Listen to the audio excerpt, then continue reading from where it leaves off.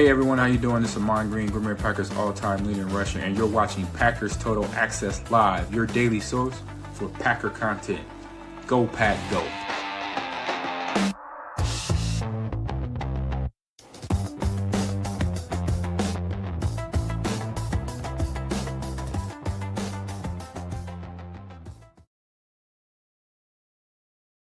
What's up, guys? Welcome into Packers Total Access. My name is Clayton. You can check us out on Packernet.com. Find me on Twitter at Packers_access. As Black Monday rolls on here, the darkness has settled in over Green. No, I'm just kidding, man. Listen, it's a rough day for us Packer fans. You guys know it was tough seeing all the injuries happen yesterday. If you were on the live stream with us earlier today, we gave you an update on Christian Watson, which was great news. Sounds like, if I had to guess, Christian may play against the Chicago Bears. Probably going to be 1 to 2 weeks, I would imagine, if we're on the conservative side. That's great news. Again, we're waiting on the details of the injury, all that stuff. So just take that with a grain of salt. That's the best we have right now. Now, obviously, the big news of yesterday, Micah Parsons leaving the game with what appeared to be an ACL. We didn't want to speculate too much, although everybody's seen the injury. Everybody talked about it like, hey, this is probably what it's going to be. I didn't see anyone pushing back on that, which, believe me, I was hoping that someone would. We have the official details there, and Micah Parsons has spoken. We'll go to his tweets, show you what he had to say. We'll also talk about what this means for the Green Bay Packers defense moving forward. And listen, guys, it's not like all doom and gloom here. It isn't. I know people want to believe that. On the surface, it was devastating. But the way people are talking about this defense, you would think this is a bottom third defense without Micah Parsons. I'm going to explain to everybody why I don't believe that's the case. And there is going to be have to have some tweaks, some adjustments made. And we'll talk about where this team finished last year in terms of defensive rankings and where they were at this year. And I think you guys will be really, really surprised. It wasn't like this crazy, oh my God, this defense has excelled to the best in the NFL with Micah Parsons. It's going to be tough without him, but we'll talk about all that, man, because he is. I think he's an emotional leader of the team. In the short amount of time that he got here, the team embraced him. He embraced the team, and I think it's going to be a big loss. Don't get me wrong. We'll dive into all that. Before we do, if you would, give me do that YouTube stuff real quick. Give me a like. Give me a subscribe. If this is your first time tuning into PTA, welcome. Thank you for making us part of your afternoon. We're not experts. We're not insiders. We're not media members. We're fans just like you talking Packers on a daily basis. Breaking news throughout the day like we have today with the injury report. We got other injury news that should come down the pike pretty soon. We'll wrap this up with any information we do have there, kind of tipping us, leading us in a certain direction in terms of how the rest of these players may be healing up, hopefully sooner rather than later. But if you're looking for that type of content, make sure you hit like, subscribe, and click the bell icon so you're notified when we go live in the future. Let's get into it. As our buddy Jordan Schultz, he actually DM'd me over this tweet as soon as he crafted it together. I think he had the information maybe even before others did, which I know it came in really, really fast, almost at the same time, if not a little bit quicker than everybody else. But Jordan Schultz over on X sent this over. Sources and MRI confirmed a torn ACL for the Packers star Micah Parsons. His season is over. A devastating injury for Parsons, who has been having an all-pro caliber season in his first year with the team. I don't think this catches anybody by surprise, right? We expected an ACL. We talked about how the knee shifted. Emilio talked about it, who's tore his ACL before. All you got to do is take that knee, hold it stationary, move it side to side. If it moves, you basically got the ACL that's on the front of the knee that connects. If you could shift it side to side, that thing's probably snapped. And, of course, Micah said on the field he heard a pop, and everything just pointed to an ACL. So I don't think this is a huge surprise here. Now, when we talk about it, as I tweeted out too, Hill Up saying, man, so glad you're a Green Bay Packer. Everybody, man, tweet at Micah. Let him know how appreciative we are for him. And I think he's still going to be somewhat involved with this team, to be honest with you. He's not going to be on the football field until next year, obviously. But I think he can still help in that regard, maybe giving some insight to teammates about, hey, let's attack them this way. Hey, look, the pass rush that way, and kind of maybe even become a second set of eyes and ears and even an extra mouthpiece there for Jeff Hafley, Coach Covington, and the whole coaching staff there on defense. So he's out for the year. Number one, we know that. Now the question is, when will he be back, right? When will he be back? We're going to talk about what Micah said about that in just a second. Let's go to the tweet that he put out first. So Micah actually spoke on X and released a statement. And how can you not love this dude? He is totally the opposite from what people, the Micah Parsons haters, tried to paint him out to be, man. Here's his tweet. He said, I may be sidelined, but I'm not defeated. This injury is my greatest test, a moment God allowed to strengthen my testimony. What a great way to attack this thing, man. It's a moment God allowed to strengthen my testimony. I believe he walks with me through this storm and chose me for this fight because he knew my heart could carry it. I'm deeply grateful to the Packers organization and my teammates for their unwavering support, love, and belief in me during this season. I trust his timing, his plan, and his purpose. I will rise again. Of course, you got the shot of him walking onto the field there in Denver, and then the shot of him with, I believe, mostly the DB group, but there's some linebackers in there too, doing that little fadeaway pregame celebration that they do during warmups. So, Micah, man, again, just a class act and putting it all in God's hands. I love how spiritual this team is. Whether you do or don't, that's totally cool. We can agree to disagree if you don't. I love that that's what his life's kind of rooted in, as are many Green Bay Packer players on this team as well. You know, you hear about Christian Watson all the time. You hear about Jayden Reed. He's very open about that. I mean, pretty much, I don't want to say all of them, but a large majority of the team, they're rooted in that. And I think that's a great place to be. So again, man, he's looking at this like, hey, look, this is all part of God's plan. And with his timing, his purpose, we're going to come out the other side and we're going to be better than ever. Now, in the past, I got to be honest with you guys. I hear that and I go, man, I love the attitude, but can you really come back better than before? Boy, Christian Watson sure did. To me, that's where the pages kind of turn in my fandom. It's like I used to look at ACLs like, okay, we can't expect them to be the same player anymore, right? ACL is a big thing. Now it seems like players are coming back stronger than ever if they have the work ethic. We know Scoot has that, and we damn sure know and believe that Micah Parsons has that as well. Now, he put out another tweet, which really fired me up. I want to see what you guys think about this one. This one kind of gave me some goosebumps, man. So you're wondering, when's he coming back, right? All right, what kind of date are we looking at here, Clayton? We've heard of some players, they've made it back in 9 months. Other players, they're not fully good to go until their second season back, right? There's some stuff that nag, this and that. Here's what Micah said. He put a tweet out, and it was really simple. All he said was September with the salute emoji and the lion emoji. And obviously he put the picture of a lion that's been through the battle, got the scar over the eye, the nose all scarred up. Micah Parsons is saying, boys and girls, get ready. Come September 2026, I'm going to be on that football field. Will that happen? I don't know. I wouldn't bet against this guy. I mean, you see how he has perfected his craft. You've seen how he works his ass off in every sense of the word. Christian Watson would have been out there in September if the doctors had let him. And this is something that's going to come into factor as well. Now, let's compare it to Christian Watson's injury a little bit. They both tore their ACL. Now, I don't know offhand just yet. You guys may have more information than me. If you do, please fire it in the chat. That's what we're all here for, right? To learn from each other. So Christian Watson tears his in the last week of the season. Micah tears his in the week 15. So he's got a 3-week jump on Christian Watson, essentially. And everybody heals different. I know there's going to be Twitter doctors that jump in here and say, oh, you can't say. I'm not saying anything's definitive. But when you look at a September return, when did Christian Watson come back? You guys correct me if I'm wrong. Somebody in the chat as quick as possible. When did Christian Watson return? Matter of fact, I could probably just Google it myself real quick. You guys usually have it before I do. Watson ACL return. Christian Watson returned on it says 274 days. So he returned to practice in October of 2025, right? Bates says week 8. So if he's got a 3-week jump on him, that would say week 5, which would technically be October. I wouldn't rule out Micah being out there by September. So, and I think what Bates is saying here is that's when he returned to the field was week 8, right? So, yeah, I love how Lions fans are in here. It's hilarious. You guys, boy, y'all are really down right now, aren't you, man? That's got to be a tough look. It's got to be a real tough look. Y'all are having kind of a bad year, ain't you, man?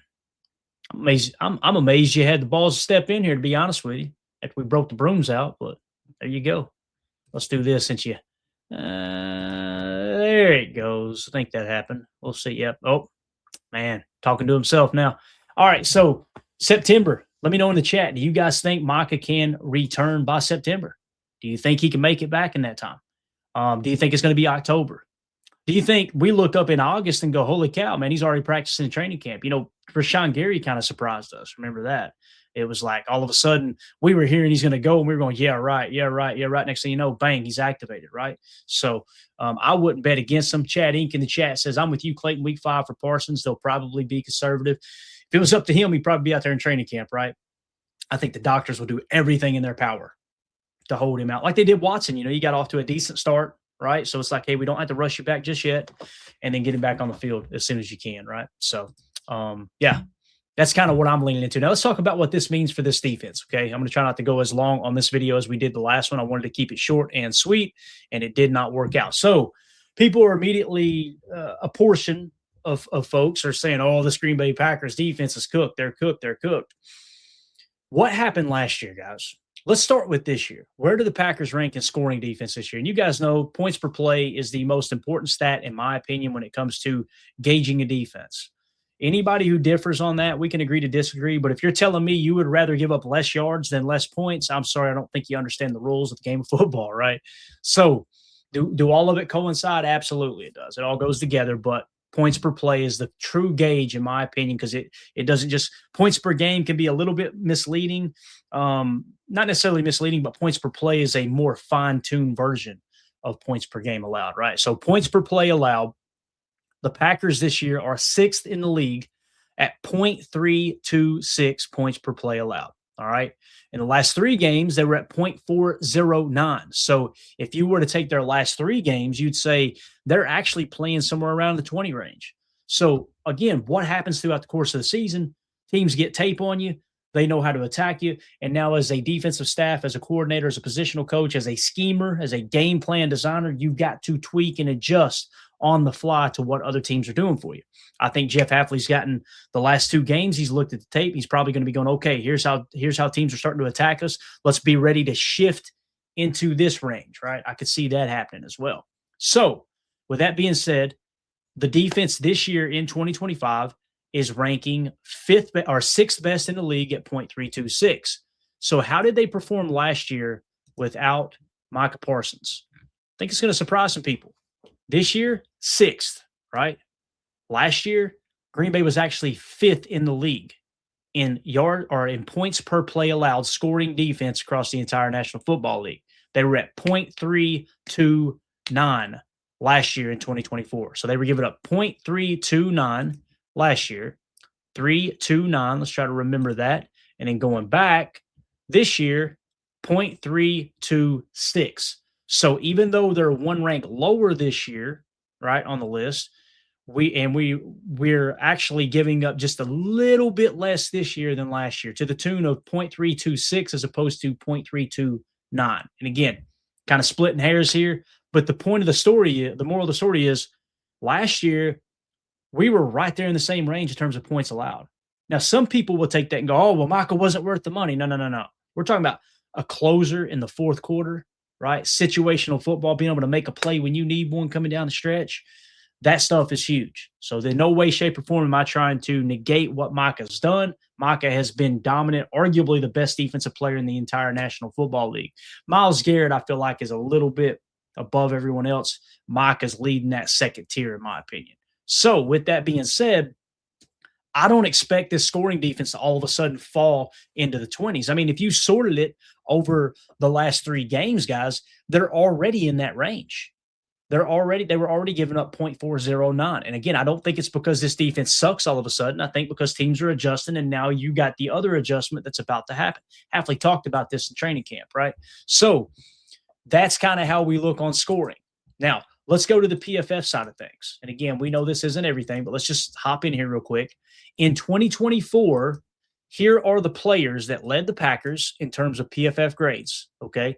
So I want to kind of look at this and then switch to 2025 and see what changes. Edgerrin Cooper led the way at 85.6. If you guys notice, Edgerrin Cooper isn't blitzing as much, is he?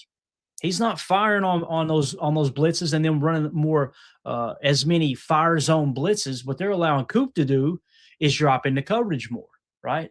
So you turn the page back to 2024. What works so well? Simulated pressure. And again, a blitz is when you bring more than 4 rushers. Last I heard, that was the definition.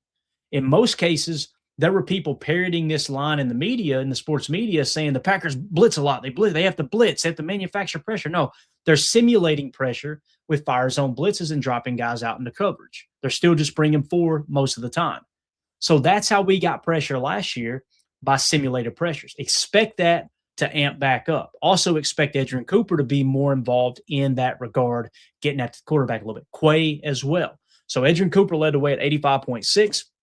Xavier McKinney, 84.3. You remember last year, Xavier McKinney had way more interceptions. You remember last year the team had more interceptions. Now, you guys remember us talking about specifically pressure pick, coverage sack, right? And there were a portion of the fan base that would come in the chat and go, you're crazy if you think you want less sacks. Nobody's saying we want less sacks. What we're simply saying is, if you pressure the quarterback, get them off their spot, force them to rush the throw, that leads to more picks, as opposed to if 5 of those pressures where they would have been thrown into coverage end up as sacks. It's not that you don't take those sacks, but obviously the interceptions are going to go down a touch. Do not be surprised. Don't be surprised now that Micah Parsons isn't in the lineup, if all of a sudden the sack number drops a little bit, but all of a sudden the interceptions start to rise. I'm not guaranteeing it. There's a lot more components that go into this conversation than just saying, yep, definitively, this is what's going to happen. But don't be surprised if all of a sudden we look up in the next couple of weeks, go, I'll be dang, we'll get more interceptions. Because if Micah's not hitting home on the sack and we are getting pressure by simulating pressure and running fire zone blitzes, all of a sudden the ball is making it out at the last second, although the quarterback is off their spot and being rushed to throw the football, that could potentially happen. Right now, what's the negative side of that? Remember last year, I felt like last year scrambling quarterbacks were a little more effective against us than this year because Micah's been running them down like a freaking lion, right? That's been happening all year long. I think you'll see less cheetah packages and more of just the traditional 2 big hog mollies in the middle with 2 edge rushers. We may still go to the cheetah package, but we definitely won't be seeing that Joker 1 look unless you put like Gary standing up over the nose, or maybe I think you're going to accomplish the same thing as the Joker 1 looks that we're talking about. What I mean by Joker 1, we were running a 3-3-5 where Micah was technically the Mike, but we knew he was rushing the quarterback. He's standing behind the nose tackle and rushing the A-gap. You may just start doing that with Cooper more. You may start doing that with Quay more, right? We did it yesterday with Isaiah McDuffie, and he smacked Bo Nix in the mouth, right? So you're probably going to get a little bit more of those delayed blitzes as opposed to just that 3-3-5 Joker 1 look. I think that'll come into play as well. Zane Anderson, 122 snaps, 80.8. Again, he's not the starting safety, although Evan Williams, to the best of my knowledge with Evan Williams, it sounds like the early reports are 1 to 2 weeks on Evan Williams. So we'll try to get that firmed up by the time we go live tonight at 6 p.m. Central for PTA Live, give you guys the PFF grades from the game and all that. So it sounds like Evan Williams may be 1 to 2 weeks out. That's great news in my opinion, right? Because we were a little bit concerned like, oh, crap, what's going to happen there? If Zane Anderson, if they shift the defense back a little more in regard or in the angle that we ran last year, with the simulated pressures, right? A lot of cover 6, cover 2, Tampa 2, things like that. If we go back into pressing into that a little bit, Zane Anderson was pretty effective last year, 80.8. So that's going to be who's filling in for Evan Williams. I'm not overly concerned. I think we will miss Evan Williams, but sit him for Chicago. Again, I could give a rat's ass about the Chicago Bears game. The main focus for me is making the playoffs and creating momentum with as healthy a roster as you could put together to try to go on a playoff run, create a little momentum, and get in the dance to try to do some damage. That's my focus. I'm not saying everybody else should feel like that. That's just me, my personal opinion as a fan. I think that's the way it should be approached. So Zane Anderson will be playing alongside of Xavier McKinney. If that report is true, that Evan Williams will be out 1 to 2 weeks, I believe, and don't quote me, guys, do your own research. I think it was Jacob Westendorf, I believe. I want to give credit where credit's due. I don't know 100%, but whoever, you guys do your own research. There should be a report out there somewhere 1 to 2 weeks for Evan Williams is the early indicator there. So again, Zane Anderson would fill in. I feel okay about Zane Anderson playing out there. I really do. Jair Alexander is no longer on the team. He graded out 77.3. Of course, you guys know he only played 361 snaps last year. I disagreed with the PFF grade on Jair last year. I felt like he did not play near to the level that 77 played. I kept pointing to the passer rating when targeted, specifically in man coverage. I thought Ja was pretty bad last year. Is the team better with him on it? Probably, right, at the time. But again, I don't think anybody's looking at this going, oh, no, now that Micah Parsons is hurt, we're really going to miss Jair Alexander. I just don't see it. Obviously, Jai isn't the same player. He's not healthy. It goes without saying. Rashawn Gary graded out a 73 last year. This year, I want to say he's around the 69 mark. Same ballpark. Keep in mind, though, what happened early on. As we were getting Micah Parsons' feet under him early in the season, remember we had to ramp him up because he didn't practice in training camp with the holdout there, or the hold in, I should say, with the Dallas Cowboys. What happened? Rashawn Gary's numbers blimped, 7.5 sacks right out of the gate. Bang, right? He was actually leading the league in sacks through 4 weeks or whatever it was. And then all of a sudden, his start to slack off and Micah's numbers jump. Why? Because you started amping up Micah's reps and you started firing Micah and letting Rashawn Gary set the edge, play the run, keen on the run, little touch spy, little cage rush on the outside. That's why his numbers dipped. If you don't watch the tape, you're going, Gary's horrible all of a sudden. We were watching the tape the entire time. We kept telling you guys, Gary is playing the run well.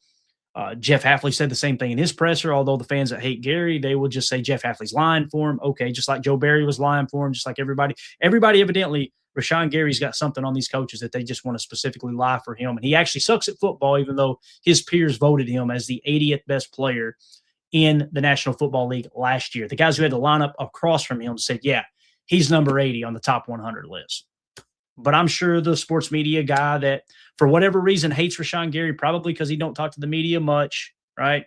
I don't think that's a coincidence that Gary's not the most vocal person in the locker room with interviews. You don't see these pieces where, yeah, I sat down with Gary, give me a one-on-one interview, and the media likes to try to chip away at him a little bit. Not all of them, but there's a couple of them. You guys could probably guess who they are. So I think Rashawn Gary, what you'll see, his pass rush will spike a little bit because now they're going to let him pin his ears back a little bit more, depending on the quarterback they're playing. Obviously, Caleb Williams, you want to cage rush him, try to keep him in the pocket, make him play quarterback in the pocket. You watch those throws he made in that game against the Browns. He just kept getting outside, rolling right, extending the window, 5-6 seconds to throw the ball because he's sprinting to the sideline. And you got to give him credit with that elite arm talent. When he's on the run, he's more accurate than sitting in the pocket. It's the damnedest thing I've ever seen. But that's something that'll come into play with those numbers as well. Katano Ladapo filling in only 68 snaps, 72.9. If for some reason Zane Anderson or Xavier McKinney goes down, Katan played pretty good football last year, according to PFF. Evan Williams finished with a 72.3. Now, he had 533 snaps.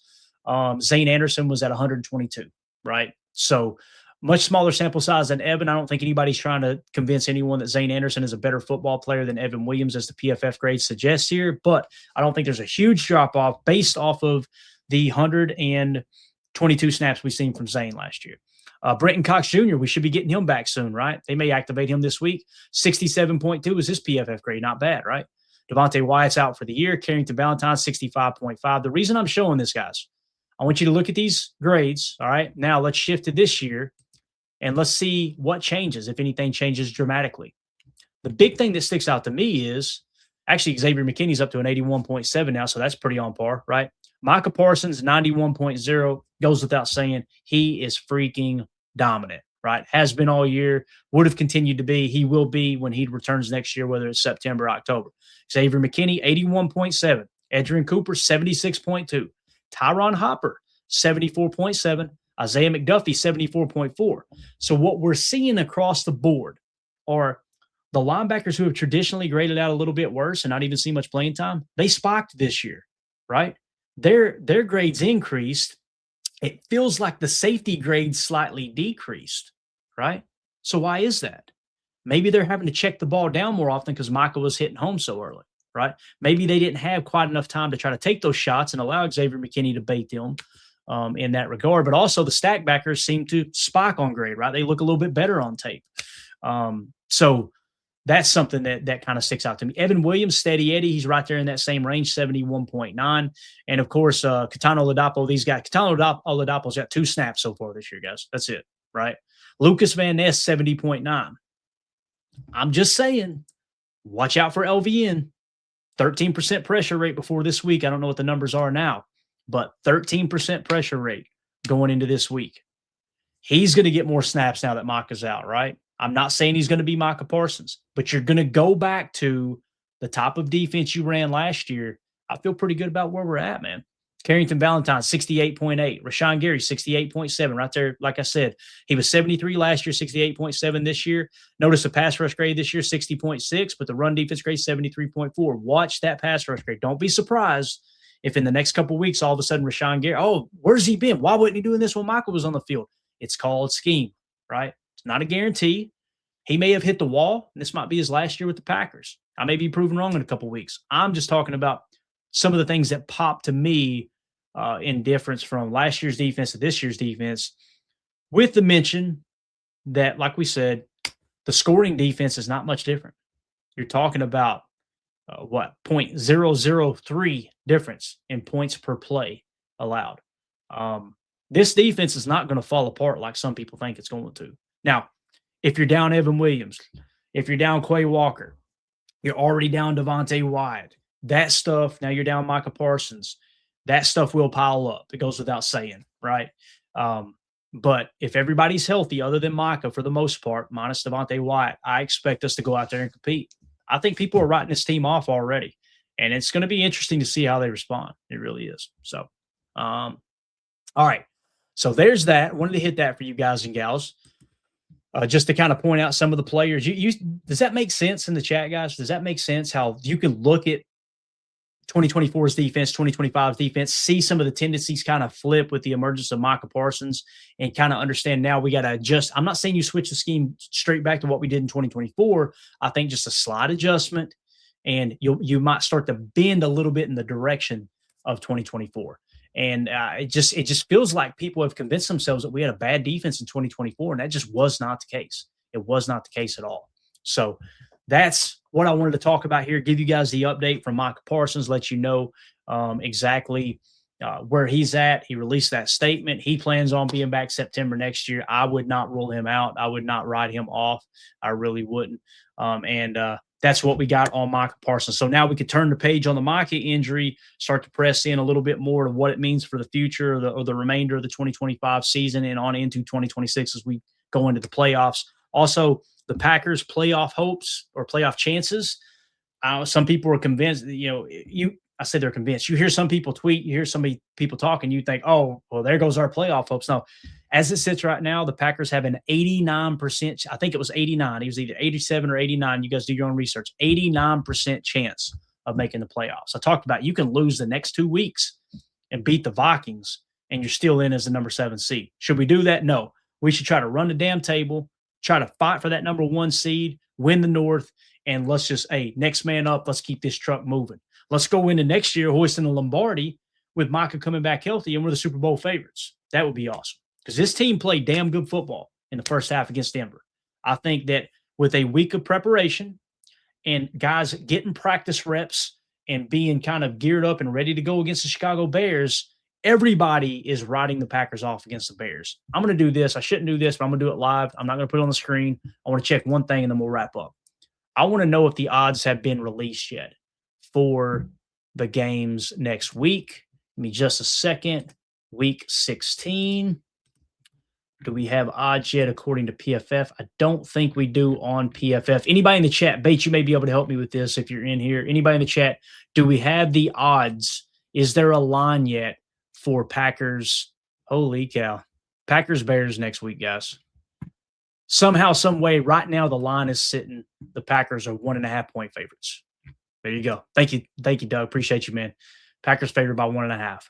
That's just wild to think about. It really is.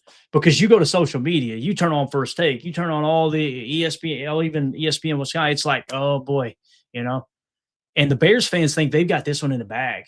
They think this game, oh yeah, they're winning this game. And they may. And if they do, it's not the end of the world. I kind of had us splitting once we seen the Bears emerge. They're playing good football. But boy, oh boy, the Packers somehow beat them. That's going to be a blast. That's going to be a blast. Thank you, Bates. Appreciate you, buddy. All right. That's it, guys. We're out of here. I want to hear from you guys. If you're watching this video back later, let us know in the comments. How do you feel about Micah Parsons saying he'll be back September of next year? What do you think about my take on last year's defense, this year's defense, slight schematic change? You're going to miss Micah. You can't replace a generational talent like he is. But how do we feel about this defense moving forward? We want to hear from you guys in the comments. Make sure you hit like, subscribe, click the bell icon so you're notified when we go live in the future. We may go live again before the show tonight. The plan is 6 p.m. Central for PTA Live. We'll look at the PFF grades, who stood out in that game, maybe who didn't play as well, and we'll start to kind of press into next week as well with the Bears coming up. A lot of playoff implications on the line. So greatly appreciate everybody jumping in here on short notice. Y'all have a wonderful day. My name's Clayton. This is PTA. Go Pack Go. Here we go. We're out. Bye, guys.